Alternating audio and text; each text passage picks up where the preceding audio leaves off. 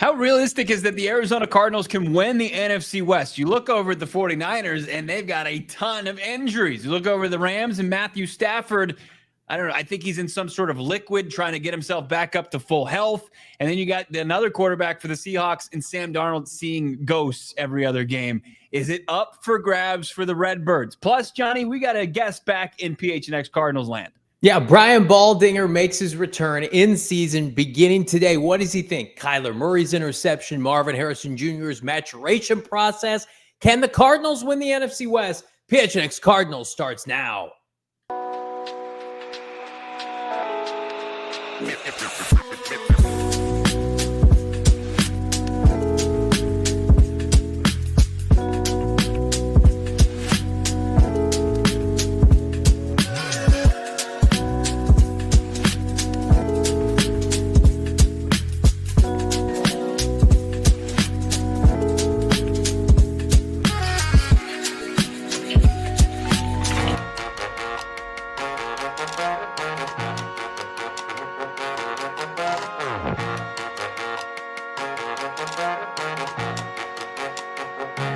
Hey, welcome in. Studio K, presented by our friends at Circle K. Banner show today. It's the PHNX Cardinals podcast, your premier, #1 Arizona Cardinal podcast. Like and subscribe. Leave us a 5-star wherever you get your programming. I'm Johnny Venerable. Brack in Studio K, fresh off a Cards camp practice this morning. Noah Man behind the mic. And, of course, as we teased in the opener, the return of Baldy's Breakdowns. PHNX Cardinals welcomes Brack, Brian Baldinger, to the program later in the show. My guy, Brack, how we living? We're living well. How about #1 D-backs fan in Texas? He gets it. I love it. ZT, Steven Jackson, how we doing, my guy? Luis Perez, Mr. Fat Gangster, T. Cleary, Kyle, Didi, Chef, of course, Ryan Walker. So many of you, Brian R., Chris G., the squad, Omar, love to see you in the chat as well. Having a great little Tuesday, a little bit of a quiet Tuesday, and then tomorrow, players are off. We're going to be off, but a lot to talk about leading up to this joint practice in Denver on Thursday, because then we're loaded after that. Like from Thursday on, it's going to be insane. Everybody hammer that like button again. Goal 500 likes here on every single football weekday. We got a few more weekdays en route before, of course, as Bo mentioned, Broncos join practice. We got a preseason game. Bo and I are going to be live pre-halftime post-game this Saturday night, so mark your calendars accordingly. And Baldy right around the corner. We're also going to hear from Jonathan Gannon. Got some kind of unfortunate injury updates with a couple defensive linemen we're going to keep you in the loop on. But first, let's start. And what's going on with Kyler Murray's deep ball? We are going to talk about that because it's kind of taken over Twitter right now. We're going to start first. Really rational takes, I would think. Really rational, super chill, Warren place Sharp. Of nuance and just well thought out discussion. Absolutely. And that's how we're going to kick things off today. As we sit here, the Football Lords 2025, is this the Cardinals' best chance to win the NFC West? I put out a tweet this morning because you wake up and it's like Stafford's not practicing again. The 49ers roster is in shambles. Seattle, I haven't seen one highlight of Sam Darnold at Seahawks. I feel like I'm tapped into all 31 other franchises. I haven't seen one Sam Darnold highlight to speak of. And so we sit here and it's like the Cardinals are the most stable team heading into this year. Not the best team, right? Not the team with the best quarterback necessarily, but it feels like everything, if you just put it in a mixing pot, continuity, head coach, coordinators, you've made your roster better each of the first 3 years. You have the same quarterback, same skilled players. You added a bunch of money in free agency. You should be sitting here in a mindset that you can win the NFC West. Should they not? Yeah, absolutely should have that mindset. No doubt about it. And I think we have a lot of fun, with the San Francisco 49ers as they continue to be, the meme of the dog sitting in the room that's on fire and saying everything is fine. And the national media echo that. But the Stafford thing and the Rams, I think that's the true situation that you want to follow along with, because with Sean McVay being one of the top coaches in the league and a guy that since 2017, he's taken it over the Rams, and they've just been a viable year in and year out contender. And you look at that roster, it's in a really good spot, even without Matthew Stafford. Now we know he's the straw that stirs the drink as far as the Rams go. Right. And there's a huge, you can't discount the drop off that there would be from Matthew Stafford to Jimmy G. But I think that roster is one of those things it's battle tested. They've got a good mix of veterans and youth there. And they just, I think they understand how to navigate the waters in order to put themselves in a position come the end of the season for the division. So no matter what's going on in Hollywood, like I'm never going to overlook the Rams. And we learned a tough lesson last year as far as that goes. But yeah, I mean, as far as the rest of the division, it's complete wild cards. Like I think you have to now, even though the national media is going to, nauseously put them ad nauseum in the conversation as a contender, they couldn't be bigger frauds. And they are one of those just wild card teams, I think, going into 2025, along with the Seahawks, who are rebuilding their entire offense. And they didn't have a great offensive line. The quarterback question is in question. And then they've got playmakers that, with JSN, you like him, but then like you what are you going to get from Cooper Kupp? So I'm skeptical as far as Seattle, even though I like their defense. Yeah, let's take a look, because really this starts and ends for me with San Francisco, because who can we eliminate in terms of like true division contenders? And while their schedule is dog water, it's one of the worst schedules we've ever seen. Like that doesn't mean they can't lose to bad teams or middling teams. And I think that's exactly what's on deck for San Francisco. I think their ceiling is like 9 wins. And I think their floor is pretty damn low. So Noah whip up this graphic here. It's something we echoed on social media earlier today. The roster deterioration of San Francisco. And this isn't even all of it, friends. Love this graphic, by the way. Yeah. Departed. They have lost since the Super Bowl. Deebo Samuel, Javon Hargrave, Arik Armstead, Charvarius Ward, and Dre Greenlaw. All those players are gone. Okay. I didn't even include somebody like Ufunga. He's gone as well. Then let's look at the injuries. Brandon Ayuk, at best, is going to be back in week 6. More likely, though, weeks 8 to 10.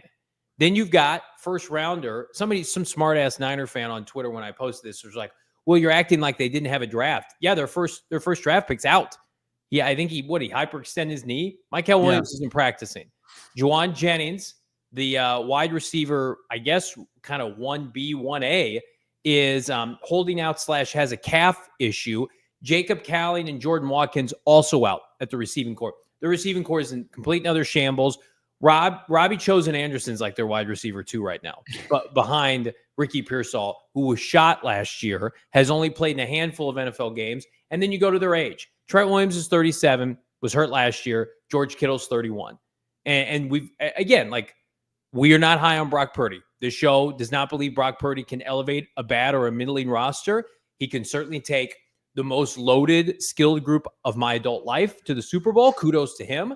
Mm-hmm. But, I mean, to me, this is like I look at that and I'm like, I could see the Browns beating them. I could see the Giants beating them. I think they're in the same tier as those teams.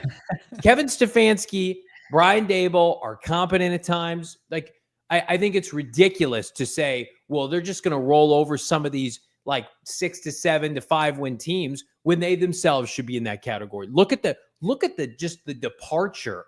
It's not a good roster. And again, Baldy, we're going to talk about later. Cardinals are infinitely better than San Francisco. It's not even close.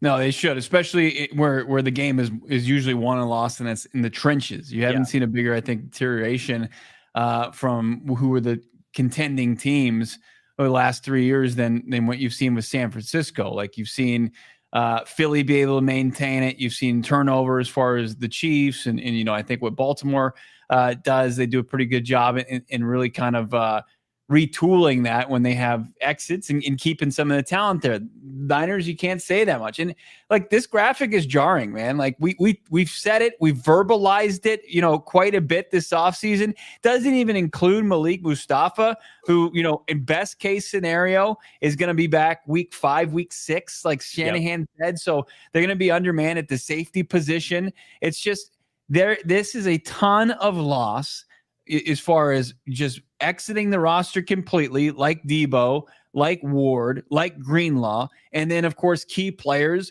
that won't be available to start the season for a team that I don't think is going to have the luxury of just like losing a couple games early like they did in the previous years. Like they're not going to have the ability to play catch up. Like even if they get at full strength when they're going to be playing good on good, I think that the Niners are going to be a little bit undermanned this year, and people are discounting it heavily. I don't understand it.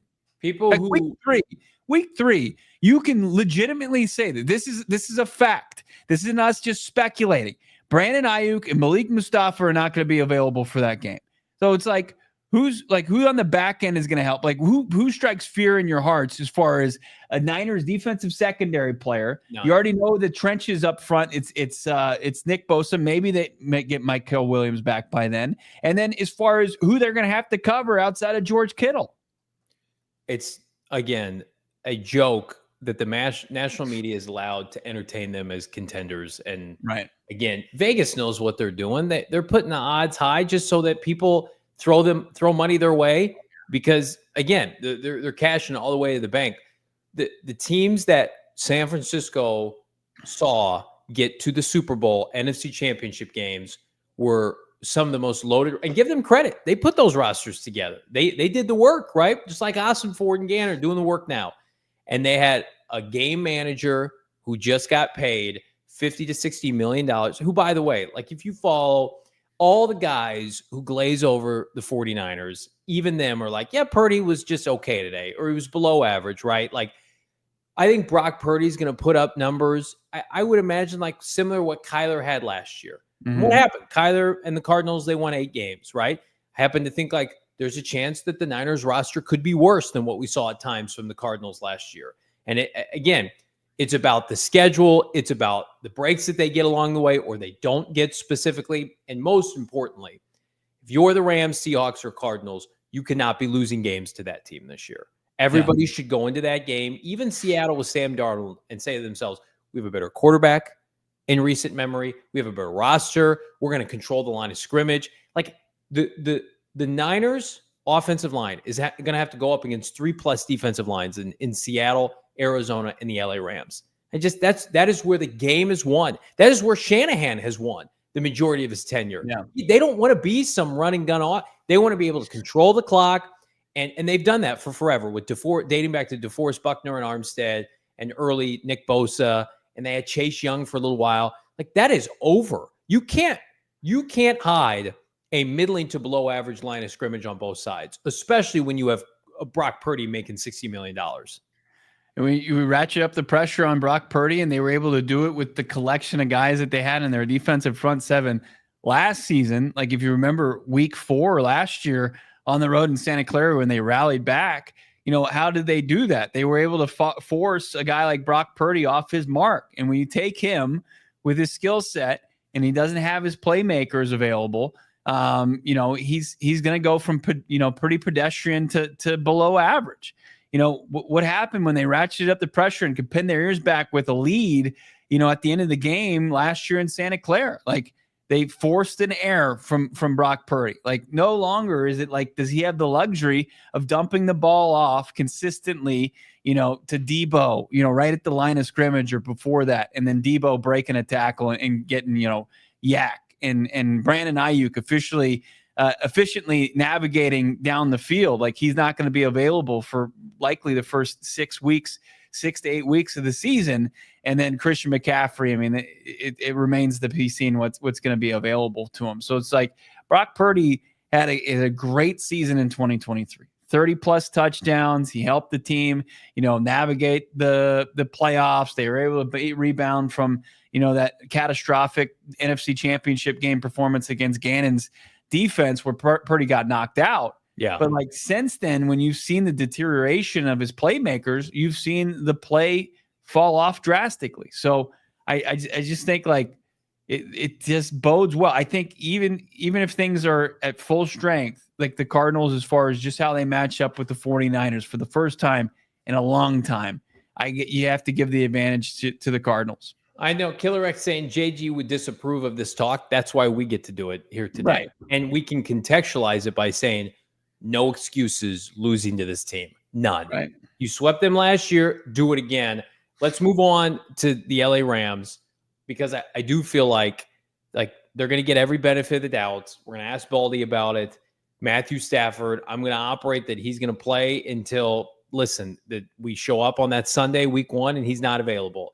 That being said, the Cardinals, for the first time, and I've been consistent with this take, like with Gannon, they match up well with the Rams. They have, again, a stifling defense. Stafford can't move. I think their wide receivers are a little bit overrated. Devontae Adams is well past his prime. Puka's fantastic. I mean, the Cardinals held the Rams in 2 outings last year under 20 points. Now, their offense couldn't get it going in Santa Clara late in the year, and the season was essentially over for Arizona. But that's a defensive team that wants to, again, lean on a savvy veteran quarterback who's banged up. I mean, I'm not going to sit here and say, like, I like the Cardinals defense more than the Rams. That would probably be ridiculous. Yeah. But, like, the Cardinals have more impact players on their offense than the Rams do, in my opinion. They have a better tight end. I think they have an opportunity to have, similar receiving core. Kyler Murray, at this point, should be a more dynamic player than Matthew Stafford. He's 10 years younger. That should be your trump card, your X factor. But, again, you can't have Kyler Murray being outplayed by Matthew Stafford, who threw 21 touchdowns last year and has a bad back. The difference was between Stafford and Kyler was Stafford had the ability to make the big play when it mattered. Like we saw that was the differentiator between the two teams in week 17. Like it was not a great game statistically for Matthew Stafford, but he found Puka enough to win that football game. And then of course, you had the blunder at the end of the game where Kyler hits poor Trey McBride trying to whip his head around in the helmet, and the ball, goes into a defender's hands, and their opportunity is over for coming out of there with a dub. Right. But, they were a play away from sweeping the Rams. Like they're going to have to show against Los Angeles the ability to come up with the big play. Yeah. And that's what's going to separate the good teams from the really good teams, right? Like, because we've seen it, like you can match and go tit for tat with, 500 teams, but if you want to beat the good teams, you got to come up with the big play when the lights are the brightest. And like Seattle, it's going to have to come down to, you have to have confidence that your defense is going to be able to show up in both of those games, but is your offense going to be able not just, manage that, but avoid the catastrophic plays that we saw twice last year, unfortunately. Up in Seattle, there was the moon ball that was taken back, pick 6 on 4th down. And then you had the back-to-back drives that ended in back-breaking picks that the Seahawks were able to turn into touchdowns. So, you got to clean it up because of how opportunistic and how suffocating that defense was against your offense last year. Yeah, I totally agree. And again, like I think we would probably all take a split with the Rams again. I think it's difficult to win in their building, but I also think it's very obtainable for the Cardinals. You mentioned it, I think, on yesterday's show. Like everybody would sign up for 4-2 in the division. You sweep San Francisco, you split with Seattle and the Rams, you take care of business in the AFC and the NFC South, you're going to the postseason. You're winning 11 and 12 games, right?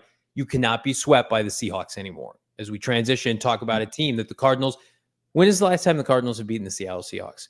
2022, 2021? I mean, it's been a long time. Yeah. And they never beat Geno Smith. So like how long was Geno Smith there? That was the last time they won when Russell Wilson was there. I think I can appreciate, Big Bird, like their defense is fantastic. Their head coach was legit last year. What I will say is like he took over an operation that was humming for years with Pete Carroll and was never in a position like Austin Ford and Gannon where we have to build this back from scratch. Like he took over a team that was winning 9 to 10 games every year, and he kept it going. The difference is they are not content with that, and they are doing a massive, drastic swing at quarterback to see if they can keep things going with Sam Darnold. The difference is Sam Darnold doesn't have Kevin O'Connell or Justin Jefferson or Jordan Addison or T.J. Hawkinson, a very loaded offense for Minnesota. He's going to a place where historically he has not done well in inclement weather. He's playing in a dome in Minnesota, and he's going to be playing with a receiving core that outside of Jackson Smith and Jigba is very suspect. He's playing with an offensive line, very suspect. So I just feel like right now, Seattle, like that cannot be the same outcome as last year. No excuses. Yeah. Look, it it's an opportunity, right? I mean, just like it was an opportunity when you went into the bye at 6-4 atop the division, and what happened, right? But is this team, more ready for taking on that challenge? I think so. I think the depth is there. I think you saw the team that played a lot of tight games, a lot of physical games that wear on them down the stretch. But I think now you're seeing a team that can lean into their depth for the long haul of a 17 games marathon due to, how well Monty Ossenfort is drafted and how he supplemented through free agency. So yeah, we'll get into more conversation as far as the NFC West division goes. We got our guy Baldy coming up here shortly as well. You don't want to miss any of it coming up here at PHNX Cardinals. I'll tell you what you don't want to miss is hanging out with us at Gila River Resorts and Casinos at Wild Horse Pass on August 28th. Hang out with all of us for our draft party. But before then, how about the Straight Game podcast live with Shaquille O'Neal on Saturday, August 16th, just 4 days away at Wild Horse Pass. They're bringing out the big guns. A lot of people are assuming the Shaq is opening for us. I like to think of it like that as well. Get ready for an unforgettable night. NBA legends, not only Shaq, Mike Bibby, Eddie House, and Ty Ellis bring the Straight Game podcast to the stage for a special live recording featuring none other than the biggest, the best basketball mogul icon, Shaquille O'Neal. This is an exclusive event, gives fans a front row seat to Shaq's larger-than-life personality and unfiltered, raw conversation. Again, check it out right now. Don't miss the rare opportunity to witness greatness before you hang with us a couple weeks later. Live, unscripted, and straight from the source. Tickets on sale right now. Check them out. Available box offices where you can find them. And again, big thanks to our friends at playathila.com. The Big Shack just returned in the Valley of the Sun. You love it. You love it. And we love Gila River Resorts and Casinos. That's not going to last. You're going to hear about that wonderful place this show. One of my favorite summer memories is checking out the beach with no itinerary, no expectations, just threw a change of clothes in the bag and we're out there on the sand. It was unbelievable. One of those days that you remember, that summer vibe, spontaneous, ready for anything. And, it was made possible because I had my Mack Weldon that I was hanging out, and it was a versatile gear that I could just wear, not only to work out in or go hang out, lounge on the beach. It's unbelievable. From gym to work to a night out, Mack Weldon has something for you, including, Johnny, the skivvies. Check out their classic Lennon style Cool Max technologies. The skivvies are, of course, Mack Weldon, one of their calling cards. They've got it all. Breathable air knit underwear, lightweight polos and tees, even their Ace Core collection of sweats and blazers, and somehow make comfort look classy. We're looking for that look, right? Yeah, check it out right now. The effortless style, comfort of all summer long. Head to MackWeldon.com. Get 25% off your first order of $125 or more with the promo code PHNX. Yeah, MackWeldon.com. MackWeldon.com. Promo code PHNX. Save yourself 25% once you spend over $125 at MackWeldon.com. Big thanks to everybody watching live. Hammer that like button. We got Brian Baldinger in just a couple minutes here, putting a bow on our conversation surrounding Brack, the NFC West this year. Would you consider the LA Rams like the biggest threat to the division, even though Seattle's had your number seemingly the last 4 or 5 years? I mean, I think as far as the team to beat or the team to kind of jockey within the standings, that's the Rams, and those two matchups are pivotal. But as far as the team that's had your number, it is Seattle, right? You can't afford to, as you mentioned, get swept by the Seahawks. It's just when you have the expectations and, you had what you had on the line, with the playoffs in sight last year, and then you had those performances like that's a team that you have to get the job done with. A split at the very least, a sweep at the best. You look at it, it's like, can you split with the Rams? Can you split with the Seahawks? And can you sweep potentially the Niners? Like, I think any kind of combination of that, it puts you in a really, really nice, advantageous position, like to really vie for the position, given what your non-divisional schedule looks like, going against the NFC South, slumming it against the AFC South. Mike putting in the chat, 0-6 versus Seattle since JG, and then Cliff that last year with Geno Smith. I think they should have beat Seattle in the finale. Yeah. Matt Prater, his sweet, sweet soul, who unceremoniously retired. He didn't pass or anything. I'm talking about him like he's moved on. He's not. He's moved on from the NFL and playing for the Cardinals. But him missing back-to-back kicks like he did, and providing us, being the hero that we needed to get Marvin Harrison Jr. That was. But they very well could have beat the Seahawks. The Cardinals have to find a way with Kyler Murray to overcome like the disruptive defensive tackle play that has plagued Kyler Murray a lot throughout his NFL tenure. Like Leonard Williams, destroyed guys, he's not dead. He's alive. He's alive and well.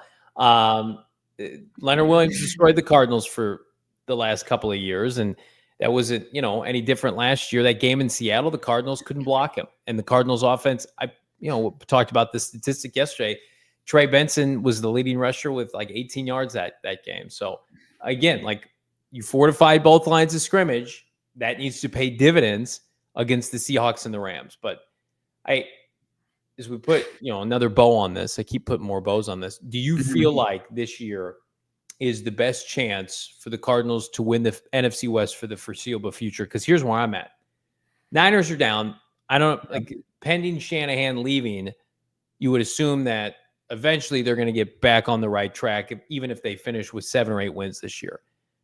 You look at Seattle, they are always very viable. And then the Rams, like I could see a scenario in which Stafford's done. He's toast. They have 2 number ones next year. They get a quarterback and people are just slobbering all over them, Bo Nix style.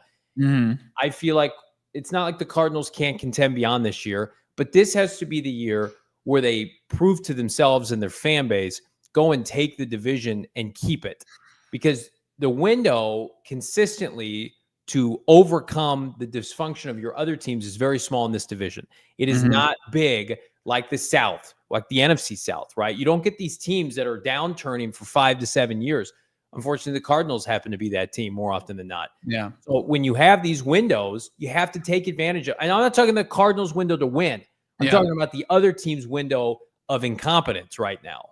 Yeah. I like Chris's just simple math. Just do the math. Just see if it adds up. I mean, when these things are usually linear and you see the Cardinals team that goes from 4 wins to 8 wins and knocking on the postseason, and they go from 0 division wins to 3 division wins, right? And it just seems like a team that's going like this, and the roster, it undeniably improved this offseason at dire weaknesses that they had, and they filled those. Not only just filled it, but it's overflowing at the defensive line spot with Campbell and Tomlinson and 2 first-round picks. You can't invest much more than they did in that spot. Like most teams would get the benefit of, hey, this team's on the rise, and this is a team that should be a viable contender for this division. But for whatever reason, they don't get that. They don't get that. But it is like the groupthink of, well, I can only really kind of give analysis on what I saw happen. I see the standings. I want to believe something about the 49ers, and that was more fluky just because maybe in a national stage, like they want to talk to that audience and not bury that team. But and it's not sexy to talk about the Cardinals, but the Cardinals have all the ingredients of a team that's on the precipice of kicking in the door for a playoff spot and contending for the division. Like they contended for the division last year. That wasn't a fever dream. That was real. Like they came into December post bye, and they were 6-4. And unfortunately, they fell apart, but they were very much in contention for that all the way going into week 16 before they crapped their pants against the Carolina Panthers. They exited the bye in complete control and were roughly the 60+% favorite to win the NFC West. And whether it was depth, quarterback play, offensive play calling, all the above, the rookies didn't develop as fast as you needed to. They dropped the ball. Can they finish the job this year? We're going to ask Brian Baldinger that right around the corner. It's PHNX Cardinals. We're finishing the job every single day with all of you. Hammer that like button. And again, check us out with our friends at Chicken and Pickle. Again, make Chicken and Pickle in Glendale your spot for good food, good friends, and great fun. Love going out there. Love going to the Glendale location. Got family friends that are always in town saying, we got to go check out the compound. that is Chicken and Pickle. They offer indoor and outdoor pickleball courts, delicious food, Sunday brunch buffet, which is elite, yard games, and more. And again, know it's hot right now. They've got an indoor court, series of indoor courts where we hold our tournaments, as well as in the fall, best place to watch a game. Again, they've got more than 50 indoor and outdoor TVs. Cheer for your favorite team like the Arizona Cardinals. Perfect place to tailgate before you head on over to the stadium at State Farm Stadium. And again, enjoy some friendly competitions of your own at entertainment with they have the giant Jenga game, the giant battleship, cornhole, and more. Serving up good times on the court with great food. Visit Chicken and Pickle, 9330 West Hana Lane in Glendale, located in the Westgate, which is fantastic, by the way. If you're always thinking about when you're coming into Phoenix and going to Glendale, the Westgate is where it's at. We've had a ton of fun holding tailgates in there. We're going to have more tailgates coming up in the future. Family fun always awaits. chickenandpickle.com. Plan your visit today, Bo. I love Chicken and Pickle. It's fantastic. The crafted cocktails there. Of course, the competition on the courts. Our guy, Noah, huge pickleball guy. Can't keep him off the court. He's a beast in the kitchen area as well. Look out for Noah, biggest pickleball player on the show. Also, love what's going on with All Pro Shade Concepts. Another scorcher out there. But if you got All Pro Shade Concepts and one of the retractable awnings in your outdoor setting, well, you're probably cooling off at least 20 degrees. You're in the 90s as far as All Pro Shade Concepts is going to put you in a great spot. And it's going to look great. They got those LED lighting setups. They've got the, of course, retractable. You got the remote control. Couldn't be more convenient in the way that they install it. And they deal with the pesky HOAs. All Pro Shade Concepts is the best. BBB A+ rated with over 1,000 5-star reviews and voted #1 ranking Arizona patio shades in 2024. In business for over 20 years, licensed, bonded, and insured. Call them right now. Get a check in with All Pro Shade Concepts at 623-204-1476 and visit allproshadeconcepts.com now to schedule your free estimate. And as I said, give them a call, 623-204-1476. Check our friends at Gila. We mentioned it earlier. I want to hammer the point home. We want to see you at Gila River Resorts and Casinos Wild Horse Pass for the residency season preview. Again, we got that weird week where there's no preseason, yet there's no NFL action. We'll take care of that with our friends at Upper Deck Kitchen and Bar, Gila River Resorts and Casinos Wild Horse Pass. We're going to be doing our daily live show, 4:30, of course, at the Upper Deck Kitchen and Bar, and then come out for an off-air, in-person live season preview. Bo, myself, Noah, we're going to be doing a live Q&A. We're going to be hanging out. Vibes, food, immaculate. En route to, I don't know, the coup de grace, the chef's kiss, 7 p.m., PHNX Sports Fantasy Football Draft. Myself, Bo, Noah, we're all going to be in the mix this year. I got second last year. We got Shaft and Company doing the Die Hard Draft. Come and hang out with us. Residency, Thursday, August 28th. Get your tickets now. They're free. Just come out. RSVP at gophnx.com. We want to see you there. Perfect way to kick off 2025. To Asia, Japan, and Korea. That was the last trip. But, it was diving with sharks and, it was all over Central America. I had a good time, but in between, I covered the league pretty good. Got some football stuff done. So I'm juiced. I'm recharged. I'm ready to roll here. Baldy, during the offseason, it was an eventful one for Monty Ossenfort and the Arizona Cardinals. They upgraded, especially on the defensive side of the football. What, in your opinion, was maybe the most impactful move and roster change to the Cards going into 2025? I don't know if there's one. Obviously bringing in Josh, and bringing in Barron and some edge rushers and Dalvin and Calais. They upgraded the whole defensive front, and so that to me, that's where you win games. You win games in the trenches. Monty knows that. That's not a secret in this league, but you've got to have depth there. You got to have playmakers there. You got to affect the quarterback. Nick could do some things with the way that he sort of, picks and chooses his pressures, which are pretty good. But, you need to be able to win the line of scrimmage. And so I saw Calais at the Sack Summit this year. He's just, we all should be eating whatever Calais is eating. He's pretty ageless. I think he still has some good football left. But regardless, they've got some beef up there. They've got some rushers up there. That's a good start for me. We're going to get into some of the personnel decisions. They made a ton defensively. The offense, Baldy, they're essentially running it back from last year. They brought, Will Hernandez back this week. Isaiah Adams looked great. We'll break that down. But it starts and ends with Kyler Murray and now Marvin Harrison Jr. in year 2. He's bulked up. He looks bigger. Does he play bigger? What have you seen from a player that the Cardinals are basically do or die with this season? Well, he's got to be dominant. You know, you got to have a number one. You got to have especially with Kyler. You know, I mean, Kyler's we look. I'm not going to say anything about his limitations, but he needs a big X receiver to dominate. That's what Justin Jefferson does. That's what Jamar Chase does. I mean, these guys that have been picked at the very top of the draft, A.J. Brown, like they make the difference. Whether it's third downs, red zone, fourth down, you need to play. The whole stadium can know that the ball's going to Marvin Harrison. He's got to win. He's got to be able to make that play. And so, look, the first catch the other day going down to get the ball, it was thrown with anticipation. It was thrown with timing. It was a good throw in the middle of the field like that. He went down to get it. I didn't necessarily think he needed to lose his feet to go catch that ball. Kind of like to see him catch it off his shoestrings and keep going. But regardless, like they need him to be great. They picked him as high as you could pick a guy at that position. You know, like Larry Fitzgerald was great. And he helped them get to a Super Bowl and to playoffs. They need him to be like that player, like Larry. Yeah, I mean, look, first non-quarterback off the board in the 2024 draft was Marvin Harrison Jr. And, you know, pretty pedestrian numbers considering what the expectations were, but eerily similar to his father and nothing to kind of turn your nose up at either. You know, 900 yards, 8 touchdowns, but the expectation, Baldy, for him to make a major jump in year 2. And when I look at this offensive ecosystem, Trey McBride, 1,100-yard receiver, Marvin Harrison Jr., if he can get to that level, and then Kyler Murray, and then this run game, is that enough for them to go where they want to go, barring, you know, them executing and getting to those levels? Well, I mean, they've got, you know, Michael Wilson, they've got Zay, you know, so, I mean, they picked him up. They've got some guys that could be the 2 or 3, but, you know, the majority of targets should go to Trey and should go to Marvin, you know, when you're looking to go down the field. So that's not unusual to have 2 guys. The Eagles have basically 2 guys they go to down the field. You go across the league. Sometimes I don't think you don't need 2 number ones. You don't need 4 guys.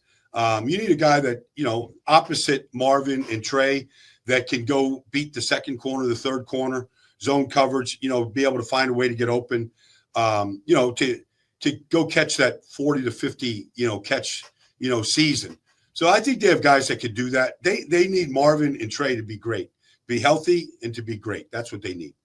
Baldy, I saw a stat before we started recording, the highest 10-yard rush percentage in the NFL. Cardinals were number 1. The number 2 through 4 teams, Ravens, Lions, Packers, Bucks, all made the playoffs. Cardinals, the only team last year not to make the playoffs. I think a big point of contention with our show is it's got to be greater than just the run game, right? Because I know that Paris and Yeldefrold and Isaiah Adams, Tip Ryman, like they can run with anybody. Yeah. But with Kyler Murray in particular, can you get enough from him this year to elevate this to a 10, 11, 12 win team? Well, he has to, you know, he has to play big in big moments, not just big games, but big moments. You know, we saw the interception the other day. You know, it was, he didn't see the corner.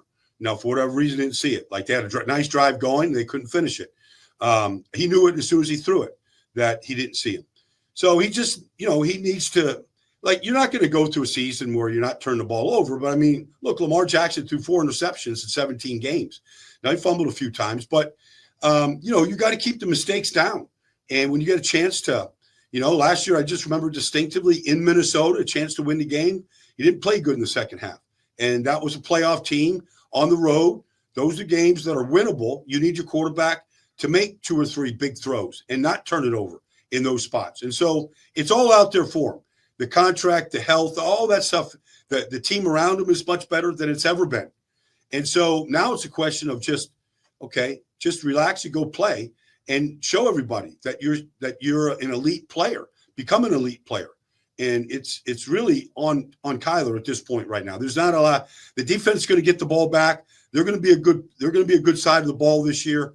You know, to me, when you get a team that has been built now for 3 years with Monty, and it's a pretty good looking squad right now, pretty good depth across the board, offensive line, defense front, pretty good depth if the injuries occur. I feel like it's up to Kyler right now to elevate the players around him, to get them into playoff contention and to get there. how much pressure is on K1's shoulders, legs in order, to elevate himself, this team going into year 7? Is it considered make or break? Well, I remember similar question. I remember talking to Joe Burrow early last year, and he knew the defense wasn't good. And he was saying things like, I got to be perfect, Baldy. And it wasn't like, okay, I got to complete every pass. But when the opportunities are there to score, we've got to score because we're going to have a hard time keeping teams down. Like, I don't think Kyler has to have that mentality. Joe raised his game with that mentality. I mean, he probably played the best he ever played last year. He was phenomenal. But, they lost a lot of shootouts because the defense wasn't good.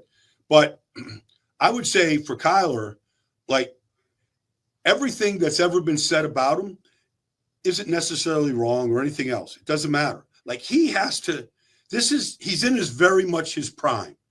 Like, if he's going to be a guy that we talk about, then he's got to get this team to the playoffs, because we really only talk about players at that position that can consistently get their team to the playoffs. Lamar, Josh, Patrick, Jalen, like, we know who they are.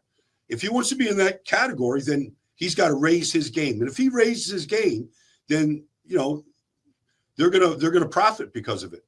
You bring up a good point. The Kingsbury years, the roster construction was very much built, veteran free agents, win now mentality, but older players, AJ Green, JJ Watt. The unique part with this second act for Kyler Murray, Baldy, is this team is built on youth, athleticism, draft and develop. Talk to us about some of the players that you like, whether it's Isaiah Adams, Jordan Birch, Will Johnson. I mean, they have done a really nice job in supplementing this team with young, exciting players that haven't even entered their prime yet. Look, Isaiah Davis is a third-round pick. He's your starting guard. I think he's going to be just fine. You can find starting guard. Like, it's preferable if you can find Evan Brown, Isaiah Davis. They're good. Froholt's been, is excellent inside. James Conner, the last 2 years, he's probably as good at 2 years as he's had in this whole league. Mm-hmm. And that's not supposed to really happen. But when you mention that stat, it caught my eye. I'm like, James had a lot of those, 10-yard plus runs. He's a hard guy to tackle. Like, I felt like there's still a lot of football left in James. And obviously you got Trey behind him, and they've got some other players. But I feel like Will Johnson is going to be a really good player. Now, he got flagged the other day, in the end zone. It's a touchy call. Sometimes you can make that play, but he's not afraid to challenge and get his hands. Like, he's a really good player. So I feel like, man, they've got guys back there that have real skills. Buddha, Will, Jalen, like, they've got Bo, like, they've got some or Melton. They got some real guys back there right now, I think, that could flourish defensively. So they've got a good blend of youth. We'll see what Darius becomes. Like, I'm anxious to see Darius, what he does this season, and especially being around a lot of veteran players, Dalvin, Calais, Josh, guys who've been in this league. Like, I think it's important for him to be around real pros. And I saw, like, even with Calais, like, I saw Zach Sealer raise his game in Miami to the point where he's an elite player right now. Yeah. And it will be paid for it. But, like, I think Darius, I know he's a professional. I know he's serious about the game. We got to see if, the approach and the talent takes off this year and becomes a dominant defensive lineman.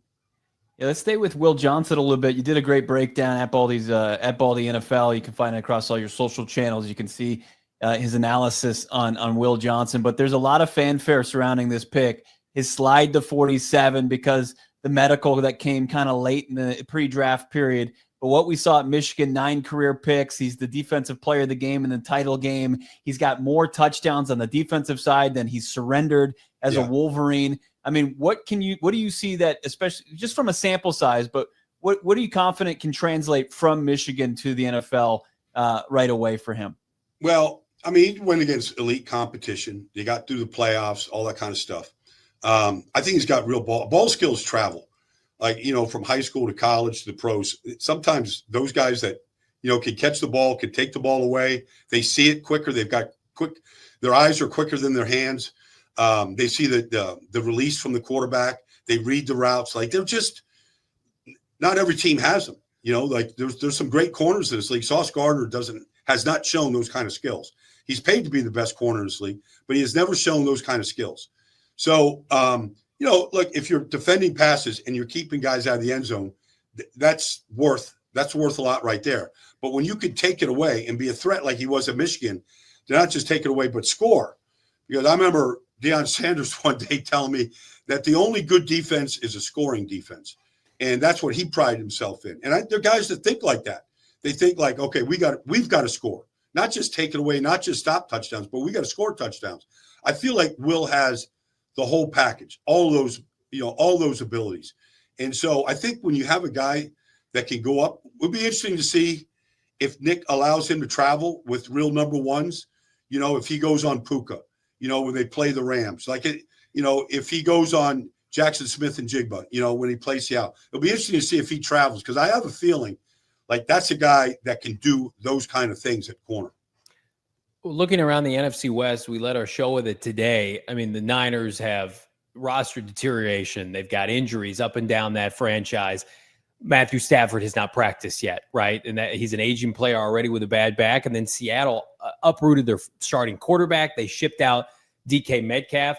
And here's Arizona with all the continuity in the world. All the coordinators are back. They refortify this roster in free agency in the draft. At what point do you say, with this regime and this quarterback, like, sit or get off the pot? Like, is it a must-win postseason kind of year, or do you, and as a result, will changes be made, do you think, if they don't do that? I don't know if they'll make changes.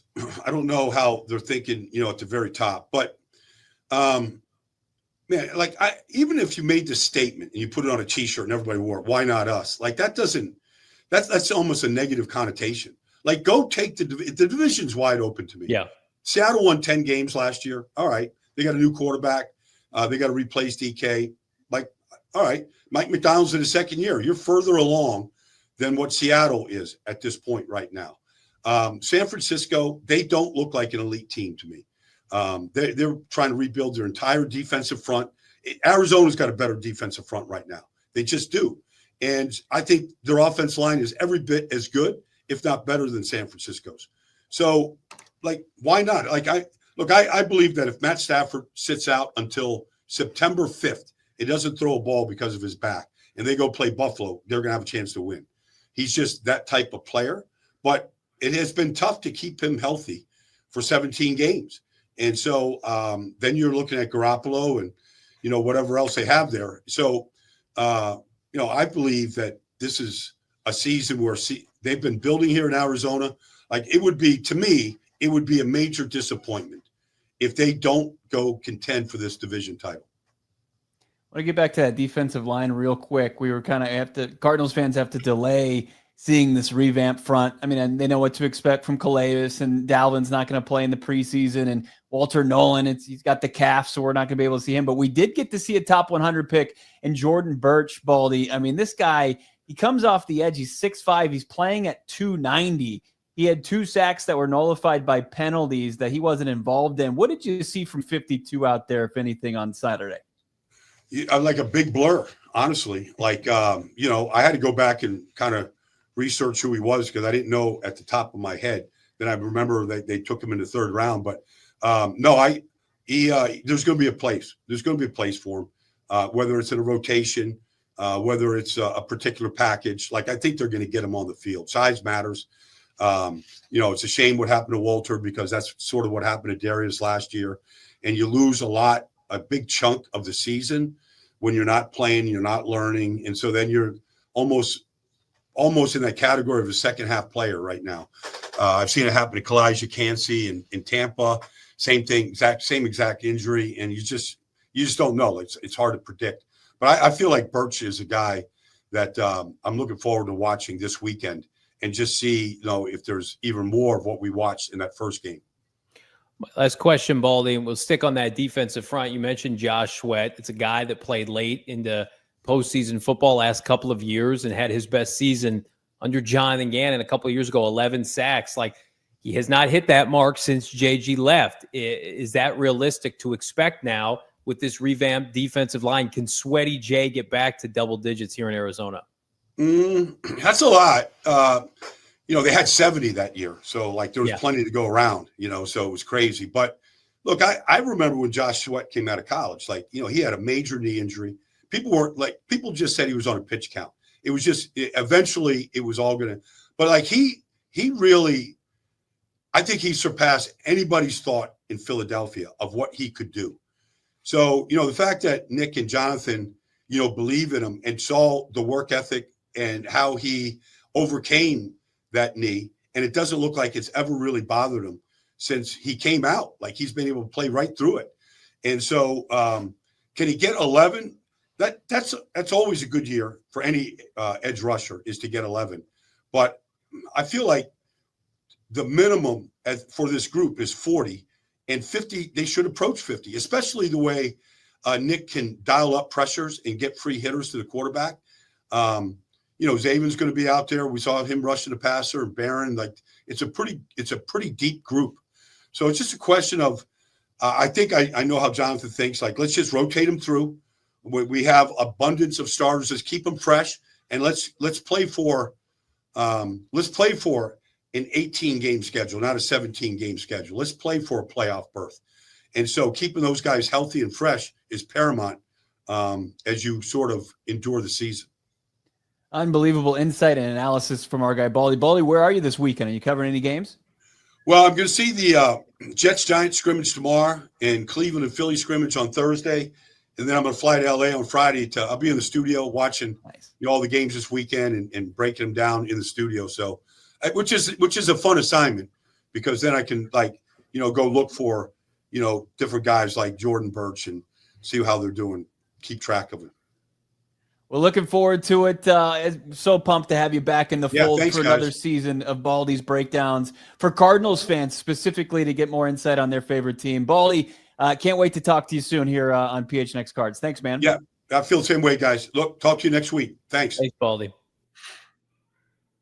Great stuff from our guy, Brian Baldinger, making his return to the podcast. Jonathan Gannon on injury updates, plus your super chats. That's coming up. PHNX Cardinals.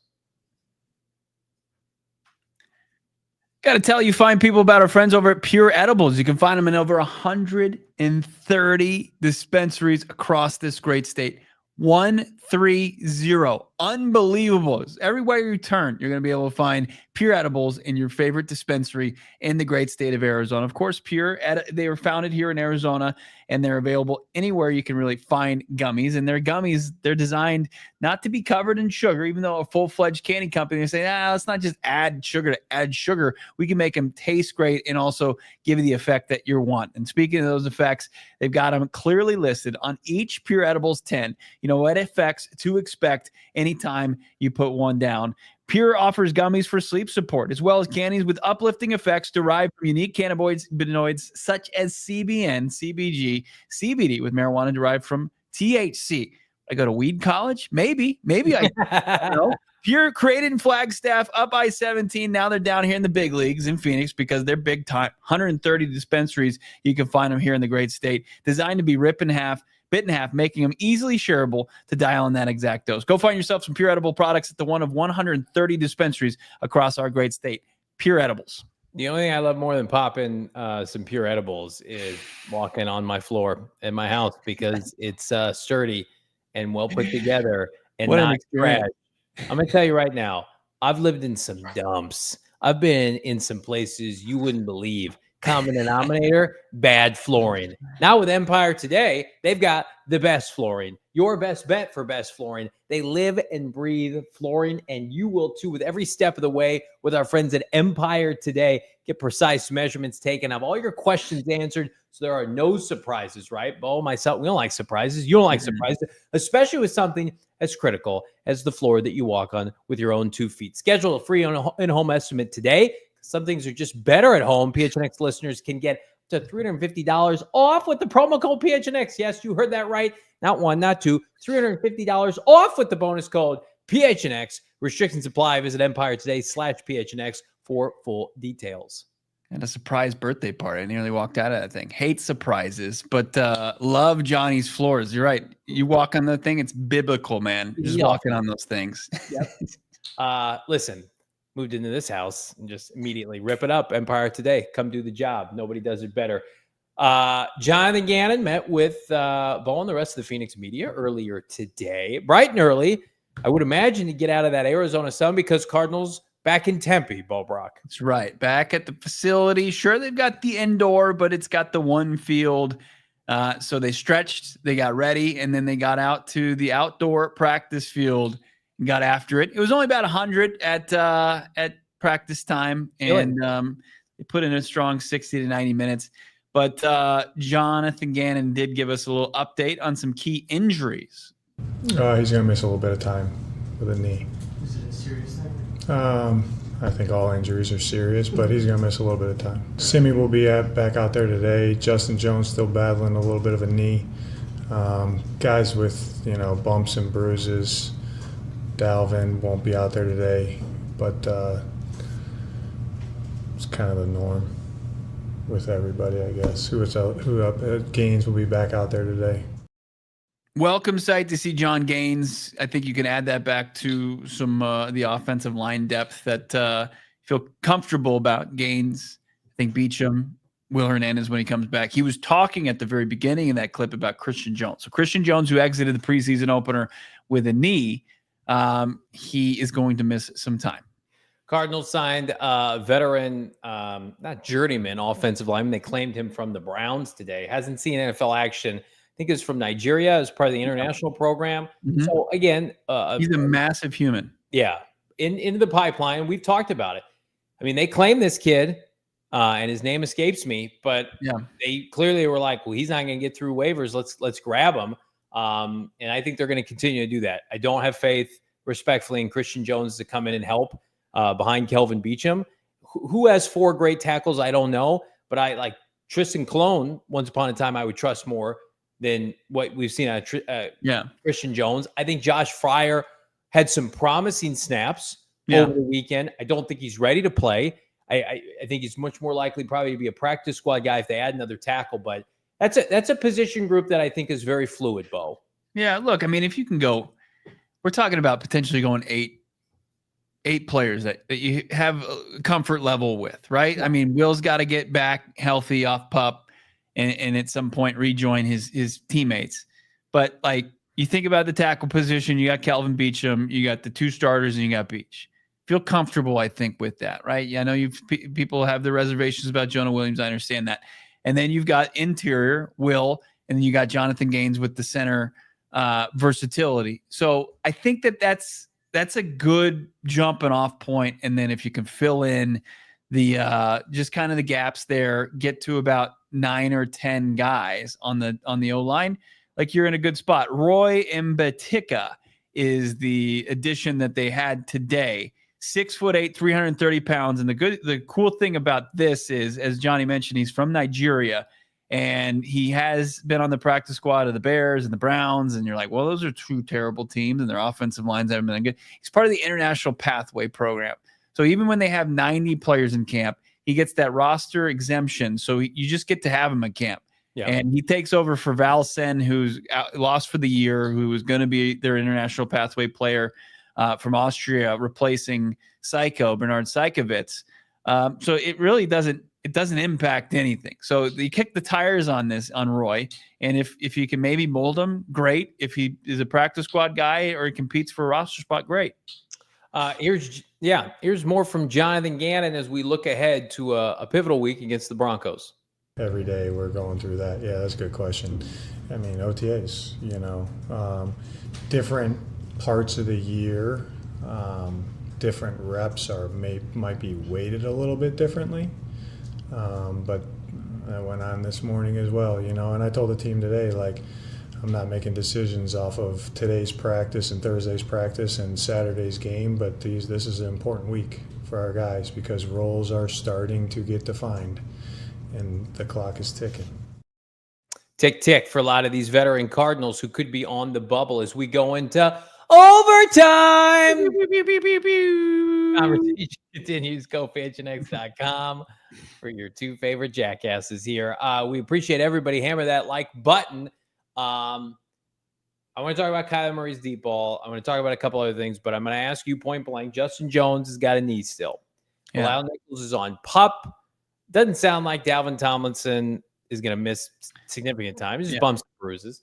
And then you got lingering Walter Nolan that's going to come back. So again, how do you see the defensive line shake out, and how pivotal is it that Justin Jones is potentially going to miss yet another preseason game? Yeah, it's not good. Does it turn into a positive though overall for Justin Jones, Bilal Nichols, that maybe you have roster flexibility if they're not healthy to start the season, to where you could IR them and they can continue to, work out, use the facility? Obviously they can't practice, but is that some roster gymnastics that you could afford now? Not a bad idea.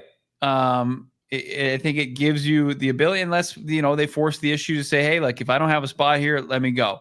But the Cardinals, if they can, lean into, I'm not saying like manipulate the injury list. I would never suggest that. But, given that Bilal is not healthy and Justin Jones isn't healthy, it gives you an option to get a longer look at those guys. It's like Ozzy saying in the chat, like, we're tired of hearing these guys be injured. Guess what? They were injured last year. They're injured right now. They were injured in the offseason. Now, Nichols, not Justin Jones.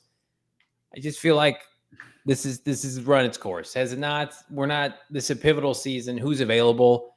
I get it. Like, it's a shame too, because Justin Jones was never hurt, I think, dating back to his time. Neither was Bilal Nichols.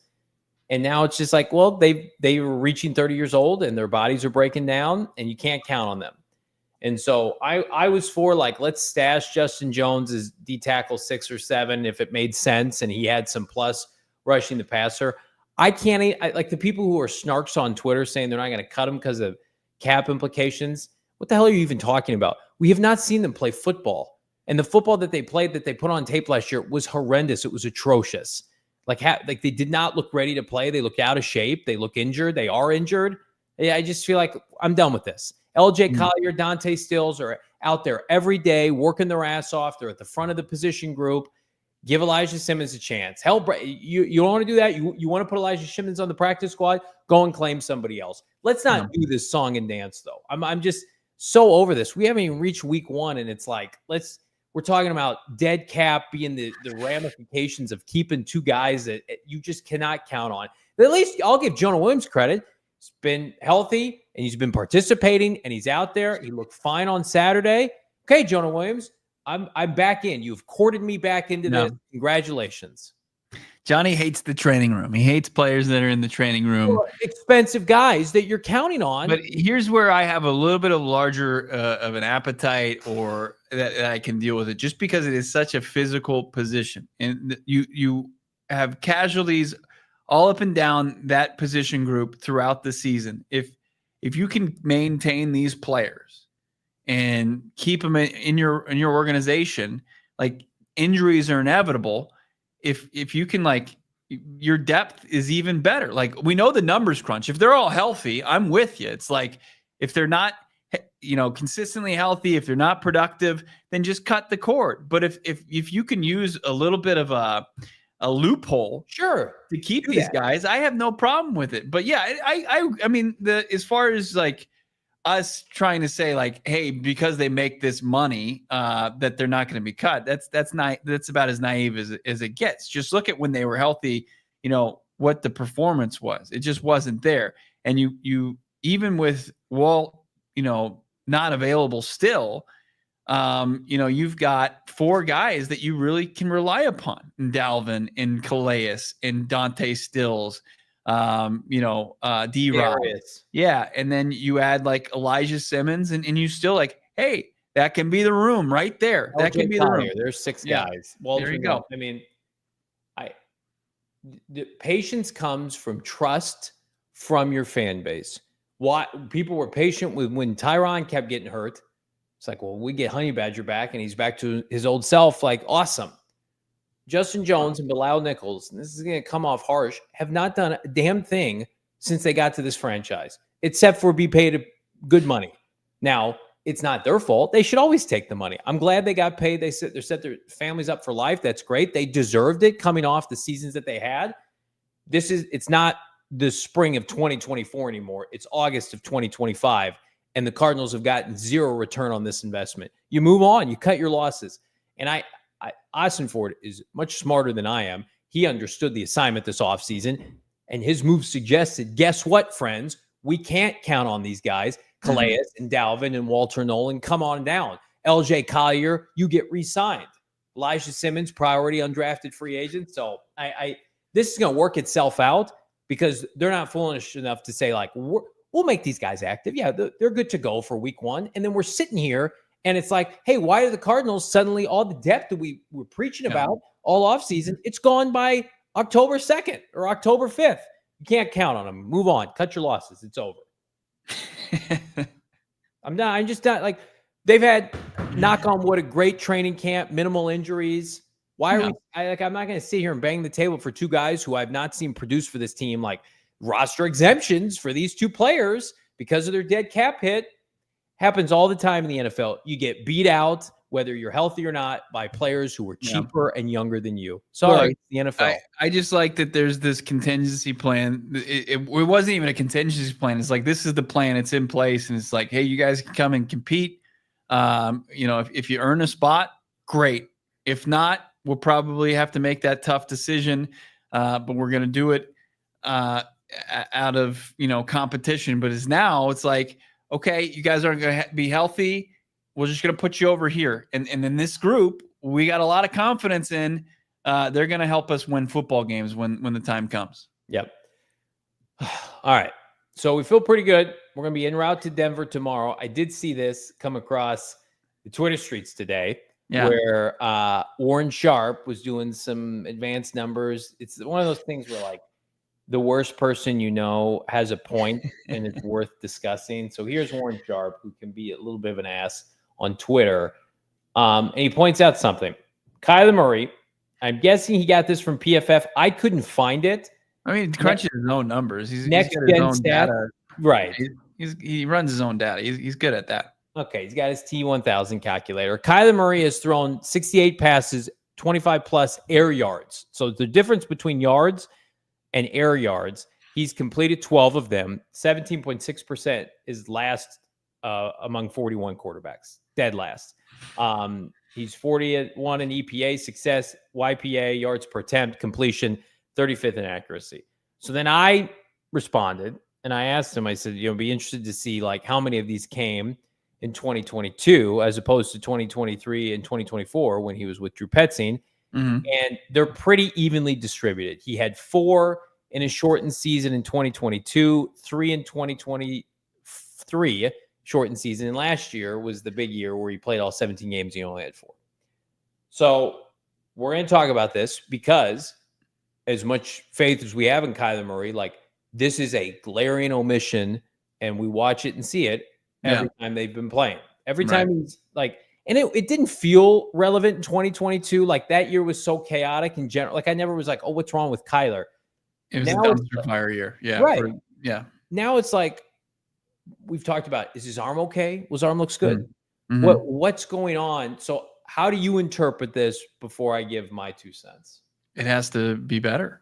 I mean, it's just, it has to improve because it just hasn't been good enough. And when we talked to Michael Wilson at the last week, and it's like, the offense is very aware of this. Like, it's lack of explosives in the passing game the last 2 years. And then you incorporate, the season before that in 2022, like, that is, I think, data that you can't overlook. So, like, when Kyler's on Burns and Gambo and he says that's egregious as far as the deep ball, he's got to change that narrative. The only way you do that is you have to perform better. Now, it's like, I saw this, hilarious viral video today that makes fun of the Dallas Cowboys, and it's just like, if you could bet on it snowing in Alaska and it's snowed, the last 30 years. How much money would you throw down on that? It's like, well, why do you bet on the Cowboys the last 30 years? They haven't done anything to make you believe in them as well. It's like, well, you got to start by changing the narrative. And Kyler Murray is going to have to throw the ball down the field. He's going to have to drive the ball down the field. He's going to have to do it at a successful clip because the last 4 years data is not, it's the furthest thing from it, unfortunately. Dana put in the chat, Kyler Murray in 2021, 49% of his deep balls were completed. So half. Yeah. But, like, we're not crazy. We saw with our own 2 eyes, he was routinely listed as the best deep ball thrower. I think it's a combination of everything. I think he's lost confidence in his ability to do that. I think the offense is very, not dependent. It's just, it is not a pass-friendly offense downfield. We've beaten that drum to death, and that has to change. I think it's a byproduct of not having speed receivers in this offense, and that's tough. And I think it's Kyler Murray has not been accurate either. Like, I think all of that, like, when you're getting beat out for deep ball passes by a washed Aaron Rodgers and Russell Wilson, like, what are we doing here? So it's part of the reason why I think you and I both feel like maybe Xavier Weaver deserves more rub in this offense. Why are they going to regret not getting speed? Like, I love Michael Wilson and I want him to have an extended role, but we were on the same page of, like, when the season started, and it's funny, like, I went back and watched some of our old content in January, and then, you talk yourself into February, March, April of, like, I don't love these players. The Cardinals can probably get by with just Marvin Michael getting better. But even in training camp, save for a couple Marv plays, they do not have a deep threat still. It's just not part of their passing game. And so, like, I can't sit here and promise everybody it's going to be better. I think Kyler Murray is going to be more efficient. I think it's going to be underneath an intermediate, like you saw that 15-yard crossing route to Marv on Saturday night. Right. The days of bombing it to Christian Kirk, and it was like, this is unbelievable. This is electric. We don't have anything like this. I don't know if that's coming back anytime soon. That was, I mean, those were, that's where I think everybody kind of turns to that nostalgia in remembering how high of a level he played at. And I think he feels like he still possesses that ability. Now it's just like what Baldy was saying. Now it's like what Michael Wilson's saying. It's like they can sit there and they can field questions about it all day, and you can say, hey, this is there. Now it's just like you have to prove that. You really do. But there is an ability to run an NFL offense, obviously, without that. I mean, those splash plays, they happen periodically through a game. It's not something that anybody at this level lives by, but it's a couple of the staples that, Jonathan Gannon wants from his offense, and it needs to exist. It has to have some semblance in the offense. So, is it, we saw great pass protection from the offensive line. Like, they're doing their job. Is the play call there? Is Petzing doing his job? Is the receiver doing his job? And then is Kyler doing his job? Like, you're going to have to get all those things in sync and pull off better than what Warren Sharp crunched the numbers on. And again, like, Kyler Murray was efficient last year. PFF graded him well. His completion percentage was good. His performance in the pocket, I think, was his best of his career. Like, we saw that. I think we saw that the other night. We saw him throw from the pocket very well. And we've seen him throw like remember people say he couldn't throw over the middle of the field. Like, he looks good over the middle of the field. And, like, in the big performances last year, I mean, I think we can exclude the Rams game week 2. Seems like, like the big bomb to Marv and all that. But, like, the Jets, like, where he really turned it up, and in Miami, like, those weren't like big, huge explosives, but they were still, like, he was hitting chunk yardage for 15 to 25 yards. I think the frustrating part about this is that Kyler Murray is not 35. He's 28 years old. He's not Dak, 32, 33, coming off a major injury last year. Not 30 years old yet. And his arm, like, you're at practice every day. Like, how would you rate Kyler Murray's arm right now for everybody who's skeptical? I think it looks the best that, it's looked in his career. I mean, I think it's on par with where he was when he came in the league. I don't think it lacks any kind of zip or anything like that. His arm looks strong. With all due respect to Colt McCoy, like, we've seen the opposite when Colt McCoy's arm gave out. No, I'm just being sincere here. Like, we've seen one end of the spectrum to another. I think everybody's concern last year was, is this a physical problem? Is this, and then you go through the mindset of, is this a play calling issue? And everybody has weight to bear this year. And here's just the notion of it, is that they can put out as many stats as they want. and rankings, right? It's August. Stop putting out your rankings, your tiers. We're going to play real games here. If Kyler Murray doesn't perform this year, deep ball or not, like they're going to go get somebody else, and we're going to have these conversations throughout 17 weeks. And if he performs and he throws 25 to 30 touchdowns and the deep ball returns and the wins are in bunches, he'll be here probably indefinitely under Gannon and Ossenford. I think that's what it's put up or shut up time for everybody involved. Like the amount of pressure, you even kind of heard it from Baldy, from that Marv is facing and Kyler is facing and Drew Petzing is facing. I mean, that's why we're breaking down preseason interceptions, living and dying with that, because we know what the stakes are. Joe Burrow throws a pick, nobody cares, right? Even like Aaron Rodgers at this course of his career. But because we're so on the edge with this situation on the offense that we're not going to have a resolution for some time yet. We're going to be living and dying with every throw. Yeah. Yeah. It's obviously a polarizing subject. It's one we're not going to shy away from. I mean, no. It's very important as far as numbers aren't good, huh? They're not. It's just like the numbers on third down, and you look to Drew Petzing for that. It's you need, like, if you want to go to where you want to go, and you see this roster in such a rock solid place, and the investment in as far as the offense, like you need those plays to go to the next levels of the NFL schedule.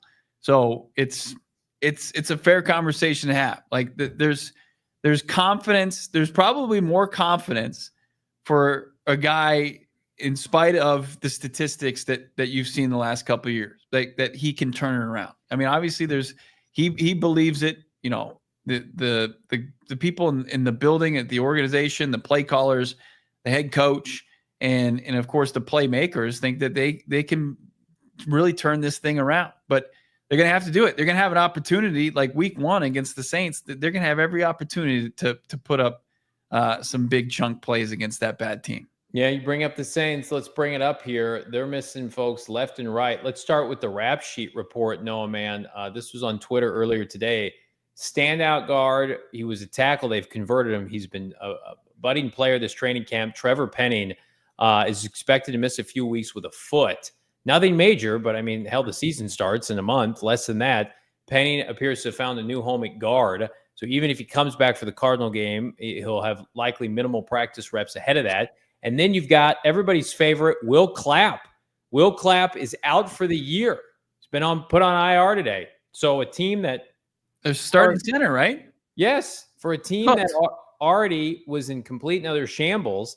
They're losing some of the few mainstays that they had back when Alvin Kamara and company were running wild. So it's probably going to be the worst team that Gannon has played talent-wise in his tenure. It's such a bad team. It's so bad. Like this is one of the worst collections of players we've seen, like, since 23 Cardinals. Like and it's not as well coached. Like Kellen Moore just took whatever job he could find, unfortunately, after a good job there in Philly. But I mean, you're down 2 of your key interior offensive linemen. You'll get Penning potentially back. And then it's like the quarterback play, Spencer Rattler or Tyler Shuck. And then, defensively, you're either old or a nobody. It's rough. It's it was funny. Underhill, what's this dude's name? Nick Underhill. Yeah. Sorry about that, Noah. He's a very big fan of the Saints. He covers the Saints. And I watched, he was on some podcast. With Ari, right? With your boy Ari. Was it Ari? Yeah, it was probably Ari. But just the vibe is like everybody knows how ass that team's about to be. And people are talking about tanking for a quarterback next year, whether it's, the Manning kid or whomever comes out. And poor Underhill's like, well, they're going to try to win this year. And it's just like, bro, Nick, take a step back for a second. Look Not at the Nick, though. Nick's just they think they're going to win, right? For sure. He's just he understands how Mickey Loomis runs a team, and he won't wave the white flag, which is the best way to expedite a rebuild. They are putting their fan base in the worst type of football purgatory where they will not embrace a rebuild. And it's like they are in the worst part of it because it's right before they realize you got to tear things down. And like they're going into that season where they got to go into off season and they got to detonate. And it's the worst part of it because you're just going to watch bad football for an entire season with nothing to really like to be excited about. What they took the kid out of Texas, right? And with their first round pick, they took the tackle. Good. He had a good debut. Yeah, but like, does that get you juiced up? Like, does that give you like you're watching bad quarterback play from youngster? You wasted a second round pick on a quarterback. You flushed it down the toilet, and then you're trotting out 100-year-old Alvin Kamara. I mean, like Brandon Cooks, I think has been banged up. They don't have any wideouts. I mean, like that. Let me ask you a question. We'll get to super chats here in a second. I promise. Yeah. Like, are you going to be content, not just with wins, but let's talk in specific of Kyler, because we know the run game is going to be good. Yeah. We know the defense is going to be better. They have too much talent. They're too well coached. Let's say that the Cardinals start like 5-2, but it's clear like Kyler is averaging about 1 to 1.5 touchdowns per game, right? Mm-hmm. And they're winning a very specific style of play. Are you going to be able to kind of contextualize and compartmentalize like, okay, this team's doing a nice job, but are you going to be able to draw a conclusion with Kyler Murray early on if it looks like that? No, I mean, I think that this is going to be a season where I don't think you get any kind of breaks. Like, to start the season, you've got an ability to stack wins against two of the bad teams in the NFC South. The Cardinals, I think statistically have the best odds to start 2-0 because they face New Orleans and then they host Carolina. And then, what we've talked about with San Francisco, in week 3 and then week 4, you've got Seattle at home on a short week. Like, even if you go, would you say 5-2 through the first 7 weeks? Yeah. There's still going to be, especially if the numbers are pedestrian, there's going to be a bit of skepticism, like, because what you've watched the last 6 years and like you need proof. And if you're not getting it statistically, if there's nothing that makes you feel comfortable, like, sure, it's great. The team's 5-2 and they have every opportunity to continue that.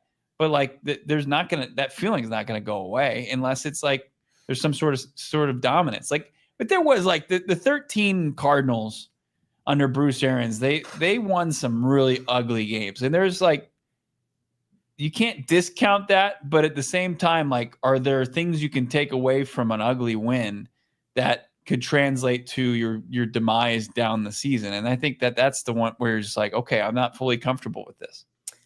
Yeah, I mean, Kyler, I went through the numbers, had of the 17 games he played last year, 13 of those he had 1 or less passing touchdown. Like that to me stands out. We need to go through the first 2 months of the season and we need to see on average, I think 2 passing touchdowns a game or close to it. We need to see at least like some crooked numbers mixed in. Yeah. Like, is that fair to assume? Like, okay, this week he's got 3, maybe next week he's got 1, but the week after that he's got 2. Yeah. And you need to be able to roll, because people are going to say like I'm stat gobbling. Like, those translate to wins, because you can pencil the Cardinals in for 100+ rushing yards, 1 or 2 rushing touchdowns a game. I mean, and the Cardinals scored 21, 22 points per game last year. If they want to take that next jump to 24, 25 and be a top 10 offense, you have to score more. They get Trey McBride a passing touchdown until I mean, if the context is like 5-2 and those 5 wins, like your defense is suffocating, right? And like you have the game in the bag by the end of the first half, and like you just don't have to go and rely on Kyler's passing attack, but you want to see it because you're going to need it. You're going to need it. That's my point. You're going to need it against Cincy and the Rams, and then maybe the Niners late in the year, the Buccaneers. It's like last year we didn't know it when we watched it, but it's like, is this sustainable? And it wasn't. We watched the Charger game, Bo, on Monday Night Football, and then I promise we'll get off of this. And they won, and it was rough. But it's like, okay, we'll take the win. But then we realized, like, well, this offense more or less didn't evolve as the season went on. A lot of Sundays look like that, but then they weren't playing the Chargers and the defense didn't play as well. And you lost those games. Some of them you lost by double digits. So, I mean, it's just I think win with style points to begin the year to get people fired up. I'm fired up about your super chats, as is my co-host Bull Brock. We got Roarin 78, $5. I had Alice in Chains in my head all day thanks to Johnny's tweet this morning. You talking about Roosters? What did you have? I don't know what are you an Alice in Chains fan? I mean, yeah, who didn't love Alice in Chains? I just said no excuses. What was my other tweet? I don't know. You'll have to let us know in the chat, Roaring Fork, about what my tweet was in relation to Alice in Chains. I don't know. R.I.P. Lane Staley. Cardinals burner 199. Got my diehard box today. So cool. Let's go. Burner. Tweet that bad boy out. We'll give it a retweet and a follow from the beat account if you haven't done so already. Shaft, my man, $10. It's always great to see Baldy. Will we be seeing Fran anytime soon? I hate to ask, but is there someone who can help me with the Discord issue? Oh no, I'm running out of time to finalize the Fantasy Football League. Well, let's start with the first question. Fran, I think, is going to join us during the regular season a couple times a month if he's got the capacity. Talk about some draft prospects. Hopefully the Cardinals can take it, pick 32. But yeah, we'll get you set up, Shaft, with somebody to help with the Discord issue. Absolutely. Are you out of it again? I thought you were back. I thought he was back in. Thank you. Yeah. Well, I mean, remember the Discord? They gave him an estimate like 15 days. Right. Like, don't worry. Hang tight. We'll have that figured out in just over 2 weeks.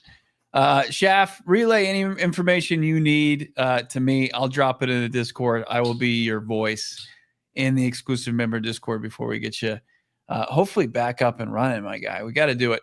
Baharo 3, the deep ball left with Kirk, D-Hop, Brown, just one game in 22. Yeah, they remember when we were like, yeah, Hollywood Brown, DeAndre Hopkins, can you believe this? These guys are going to be such a threat. And we got one game with those guys together. D-Hop was suspended. You had injuries that marred that season as well. And Christian Kirk was probably like him running in the slot, but then able to kind of take the top off the defense. Man, that was a weapon that it's been sorely missed. Hopefully they don't regret not pursuing him. Baharo's got another super chat, $2, same subject. The O is not built around K1. He's a cog and it shows. Yeah, I agree with that to some degree. I think it's partially done that way to keep him upright and healthy. And listen, I love a great running game. I love that the Cardinals dog walk the Bears and the Jets last year and embarrass those teams and the Niners. Like, that's great. But to your point, where is the section of the playbook when you got to have a 3rd and long or 2nd and long where you can make up chunk plays and it not look like a high school team at times? Like that's what it looked like last year. It was like, what?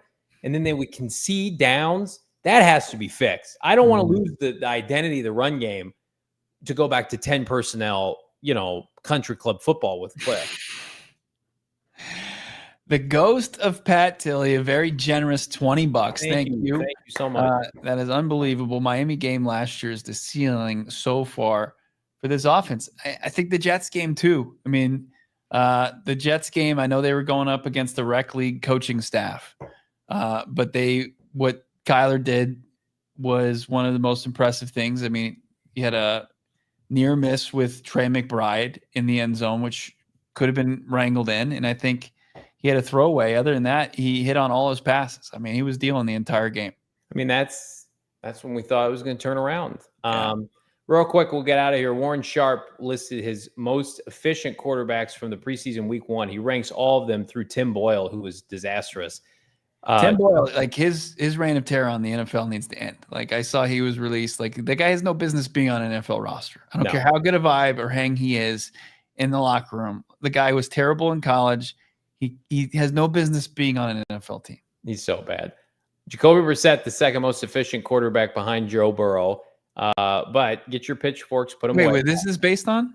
This is based on preseason football. Week. Preseason. Okay. Jacoby Brissett behind Joe Burrow, and then Kyler Murray 11th. So very respectable. If you're wondering, scoring at home, Clayton Tune ranked in the bottom 10 for the week. Clayton Tune 62. Tim Boyle was last at 70. So yeah, I mean, Jacoby completed 5 passes and 2 of them were touchdowns. Yeah, I mean, that'll juice it up. Look, when you toss one to Amari Mercado at the line of scrimmage and he goes 43 yards to the house, that helps juice the numbers. And then he throws a 1-yard strike to Xavier Weaver. It's like that's sometimes when you see those numbers and it's like, okay, like I feel confident. Like two things can be true. I feel confident that you got a steady backup in Jacoby Brissett, but let's not blow up these numbers to something that they weren't. Kyler had the balls that were down. What we want to see from this offense is balls down the field, and he had the balls that were in the air over 10 yards that were completed. Jacoby did not. Rebel Leader saying Clayton Tune is one of the worst. No way. I did also see last year Kyler Murray was in the top 10 as far as efficiency under center. Well. Let's get Remember when he just never went under center? Maybe that's part of the learning curve. Maybe he needed a full season of doing that. The beauty of the NFL is we're gonna know with some dubs, hopefully en route on some NFL Sundays. In the meantime, we are off mañana tomorrow. Myself, Bo, and Noah, we're gonna be traveling out to Mile High City, watch the Cardinals joint practice. We're gonna have full coverage on Thursday. As much coverage as that dirty dog Sean Payton and company give us. We're hopeful that they're going to let us shoot a little footage. And certainly we're going to have the latest from Jonathan Gannon, which, of course, you want to be checking out our socials for all of that. And then we're going to be in studio with our friends at DMVR in their robust, unbelievable bar set up in downtown Denver. And I think we're going to go early that day. So mark the calendars. I think we're shooting for 2:30 Arizona time on Thursday. We'll remind everybody. 2 o'clock. 2 o'clock. Excuse me. 2 o'clock. 3 o'clock. No. 3 o'clock. No. 2:30. Guys, don't listen to us until we'll tell you what time. I think I'm right. And I've heard that Sean Payton will deploy DMVR's own Zach Stevens. That if you break any rules, he'll probably stab you. Well, that's a little aggressive. I do alpha Zach though. I always tell him that. It'd be great to see everybody. It'll be great to see Sean Payton and our boy Vance Joseph. Everybody hammer that like button. Subscribe to PHNX Sports here on YouTube. Got some content dropping over the next couple of days. Here's the important thing. If you're part of the PHNX member Discord, if you're a diehard, you're getting behind the scenes, airplane footage, bar footage, behind the scenes, stuff that you can't find anywhere else. So if you've ever needed an incentive to join our diehard community, do it now. Get yourself a free piece of merch. It's $36 for the year, and you get all the benefits of becoming a diehard because you are one. So I'm going to challenge everybody right now. If you're not a diehard and you want that sweet behind the scenes content, get in there now before tomorrow. Yeah. One last point. Marley P saying a little positive after 30 minutes of bashing. We were not bashing. We're looking at the stat. We want to see Kyler Murray buck the trend as far as these statistics more than anybody. So us presenting some numbers that paint the franchise quarterback in a bad light, it's to point out where things need to improve and where this offense and his game need to go. Don't you think when we've had Kyler Murray on the show, he invited us to broadcast from a celebrity softball game? We would love Kyler Murray to be back to MVP form. That would be unbelievable for this fan base, for this show, for this company. But we're not going to sit here and say that numbers that are underwhelming are not underwhelming because we have too much respect for you and the audience. But I'm of the mindset, as is my co-host, that he can get back to that kind of MVP caliber play. No doubt about it. He has that physical capability. He's got the coaching. He's got the buy-in. He's just got to win. It's time to win, and I think he will. Get in that Discord by tomorrow. You get all the behind-the-scenes content from our trip to Denver. We're hitting the road, getting the friendly skies tomorrow. So we'll be firing it up, getting some videos of maybe Noah sleeping on the plane, doing some really fun, cool stuff. Don't miss out on any of it. Get in there for the low price of $36 for the year, $3 a month. It's unbelievable. And follow along on our social channels at PHNX_Cardinals, Twitter, Instagram.